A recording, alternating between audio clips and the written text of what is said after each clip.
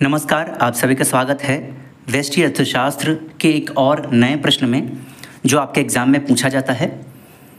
इससे पहले मैं आपको बता दूं, लगभग एक हफ्ते के बाद आपको जो व्यष्टि अर्थशास्त्र है उसका पीडीएफ मिल जाएगा। उसका कुछ चार्ज होगा और इसका लिंक हम आपको डिस्क्रिप्शन बॉक्स में दे देंगे।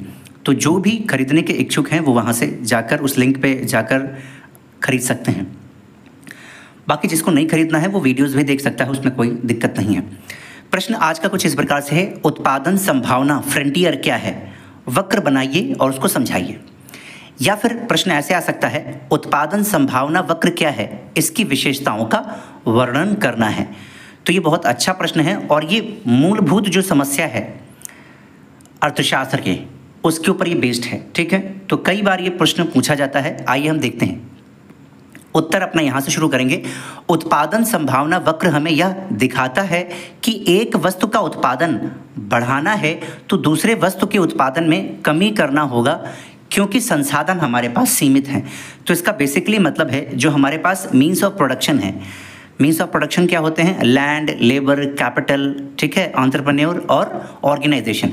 अगर इनका यूज़ करके हमें दो सामान बनाने हैं, एक ये और एक ये आपके मीन्स ऑफ प्रोडक्शन है।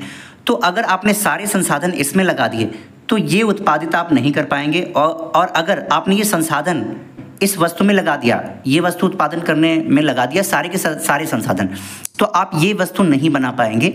यही ये बेसिकली कह रहा है। आइए अब हम समझते हैं उत्पादन संभावना की अवधारणा क्या है, यानी कॉन्सेप्ट क्या है। मान लीजिए भारतीय अर्थव्यवस्था दो वस्तुओं, एक कपास और गेहूं का उत्पादन करती है और उसके पास सीमित संसाधन हैं। संसाधन आप जानते हैं, लैंड हो गया यानी भूमि हो गई, लेबर श्रमिक हो गया, कैपिटल क्या होती है? पूंजी हो गई। ये उसके पास सीमित हैं। भारत की बात कर रहे हैं हम। अगर भारतीय अर्थव्यवस्था सारे संसाधन कपास के उत्पादन में लगा दे तो उसको कपास 100 क्विंटल प्राप्त होता है। इस स्थिति में भारतीय अर्थव्यवस्था को गेहूं प्राप्त नहीं होगा, क्योंकि सारे संसाधनों का प्रयोग कपास के उत्पादन में हुआ है। दूसरी सिचुएशन देखते हैं। इसी तरह अगर भारतीय अर्थव्यवस्था सारे संसाधन गेहूं के उत्पादन में लगा दे तो उसको गेहूं 80 क्विंटल प्राप्त होता है।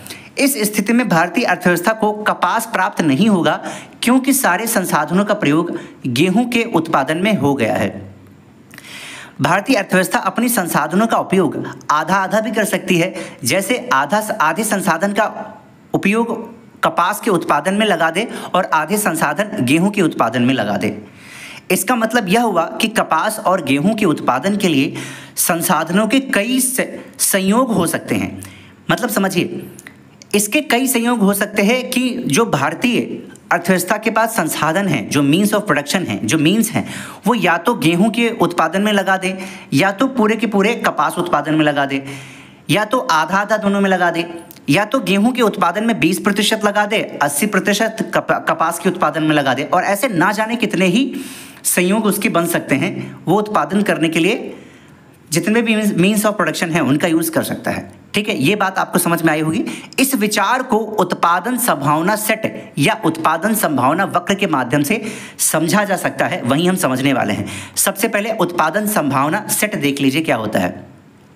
उपलब्ध सीमित संसाधन की मात्रा एवं प्रौद्योगिकी यानी टेक्नोलॉजी ज्ञान के द्वारा उत्पादित हो सकने वाली वस्तुओं एवं सेवाओं के सभी संभावित संयोगों के समूह को अर्थव्यवस्था का उत्पादन संभावना सेट कहते हैं। यहाँ पर आपको उत्पादन संभावनाएं दिख रही होंगी। यहाँ पर संभावनाएं हैं यानी ABCDE, और इधर साइड में अनाज का उत्पादन दिया जा रहा है कि भैया ए संभावना अगर आप यूज़ करोगे तो उसमें अनाज कितना उत्पादित होगा और कपास कितना उत्पादित होगा। अगर बी का यूज़ करोगे तब कितना अनाज मिलेगा, कपास कितना मिलेगा। ऐसे ही बहुत सारी संभावनाएं हैं।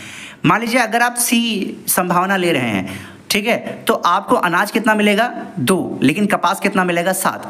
अगर आप ई यूज़ कर रहे हैं तो इस केस में अनाज आपको 4 मिलेगा, लेकिन कपास आपको कुछ भी नहीं मिल रहा है। ठीक है, अगर आप ए संभावना ले रहे हैं तो अनाज आपको 0 मिलेगा, कपास 10 मिल जाएगा। तो ये संभावना सेट है। अब हम उत्पादन संभावना वक्र समझते हैं, यानी कर्व क्या होता है। उत्पादन संभावना वक्र एक ऐसा वक्र होता है जो उपलब्ध सीमित संसाधनों एवं प्रौद्योगिकी ज्ञान के आधार पर दो वस्तुओं के उत्पादन की वैकल्पिक यानी ऑल्टरनेटिव संभावनाओं को दिखाता है। उत्पादन संभावना वक्र एक ग्राफिकल रिप्रेजेंटेशन होता है। ध्यान रखिएगा, यहां वक्र की बात हो रही, ऊपर सेट की बात हो रही थी। सेट में आप ये बनाएंगे, वक्र में ये बनाएंगे, यानी कर्व बनाएंगे। ठीक है, एक ग्राफिकल रिप्रेजेंटेशन होता है, एमसीक्यू में पूछा जा सकता है, जो हमें अर्थशास्त्र की केंद्रीय समस्या के बारे में बताता है। और केंद्रीय समस्या अर्थशास्त्र की क्या है कि क्या उत्पादित करना है, कि भैया उत्पादन क्या किया जाए। ठीक है, ये इसका कर्व रहा। यहां पर देखिए कपास है और यहां पर अनाज है। अगर हम सारे संसाधन कपास के उत्पादन में लगा दें तो हमें कपास कितना मिलता है, ओ से लेकर ए तक, यानी इतना कपास मिल जाता है। लेकिन उसी केस में अनाज कितना मिलेगा, वो जीरो हो जाएगा। ये बात आपको समझ में आ रही है। इसी तरह से कुछ संसाधन हम कपास में लगा दें और कुछ संसाधन हम अनाज में लगा दें, तो हमें कपास कितना मिल रहा है, यहाँ पर मिल रहा है इतना कपास, और अनाज कितना मिलेगा, यहाँ से यहाँ तक मिलेगा। तो कपास हमें यहाँ से यहाँ तक मिल जाएगा और अनाज हमें यहाँ से यहाँ तक मिल जाएगा। अब हम ये सी पॉइंट लेते हैं, तो सी पॉइंट को ऐसे पहले वाई एक्सिस से जोड़ देते हैं और एक एक्स एक्सिस से जोड़ देते हैं। तो आप देखिए इस केस में क्या हो रहा है, कपास और अनाज इतने इतने मिल रहे हैं। अनाज यहाँ से यहाँ तक मिलेगा और कपास यहाँ से यहाँ तक मिलेगा। ठीक है, अगर हम ई पर सारे के सारे संसाधन लगा देते हैं तो हमें अनाज तो पूरा मिल जाएगा, लेकिन कपास क्या हो जाएगा, उस केस में शून्य हो जाएगा, बिल्कुल भी नहीं मिलेगा। तो यह आपको समझ में आ रहा होगा उत्पादन संभावना वक्र, प्रोडक्शन फ्रंटियर कर्व क्या होता है। ठीक है, अब हम देखते हैं उत्पादन संभावना वक्र की विशेषताएं क्या हैं। तो कुछ यहाँ पर विशेषताएं हैं, उनको देख लेते हैं, ये काफ़ी अच्छा है। सबसे पहला, उत्पादन संभावना फ्रंटियर हमें यह बताता है कि अपने संसाधनों को किन वस्तुओं पर अधिक लगाना है और किन वस्तुओं पर कम लगाना है। ठीक है, अर्थात संसाधनों का आवंटन किस हिसाब से किया जाए, उसका अलॉटमेंट किस हिसाब से किया जाए। संसाधनों के जो बिंदु वक्र पर स्थित हैं, जो अभी आपने देखा था, ये वक्र पर स्थित है, ये संसाधनों के बिंदु हैं, ये वक्र पर स्थित हैं, ये सबसे अच्छे माने जाते हैं। अगर नीचे होगा तो उत्पादन अच्छा नहीं होगा। और मान लीजिए ऊपर कुछ पॉइंट हैं, ठीक है, एफ जी एच मान लेते हैं, एफ जी एच ये वाले पॉइंट है, तो इनको पाया ही नहीं जा सकता है। ठीक है, ये बाहर हैं। तो यही ये कह रहा है, संसाधनों के जो बिंदु वक्र पर स्थित होते हैं वे संसाधनों के कुशल उपयोग को दर्शाते हैं, जबकि वक्र के अंदर वाले बिंदु अकुशल उपयोग को दर्शाते हैं। और बाहरी जो बिंदु होते हैं वो अप्राप्य होते हैं, यानी इनको प्राप्त नहीं किया जा सकता है। अगला देखते हैं, यह हमें अवसर लागत का भी ज्ञान कराता है कि एक वस्तु के उत्पादन के लिए दूसरे वस्तुओं के कितने उत्पादन को छोड़ना पड़ रहा है।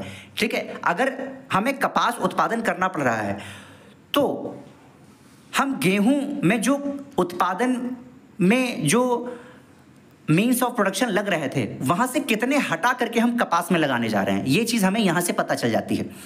उत्पादन संभावना फ्रंटियर हमें यह भी बताता है कि संसाधन सीमित हैं और इन्हीं संसाधनों का इष्टतम प्रयोग करना है जिससे अधिक से अधिक उत्पादन हो सके। तो वही बात आगे जो अवसर लागत में हमने पढ़ी थी कि उत्पादन, हमारे पास उत्पादन के जो संसाधन हैं वो सीमित हैं और इन्हीं से हमें अधिक से अधिक उत्पादन करना है।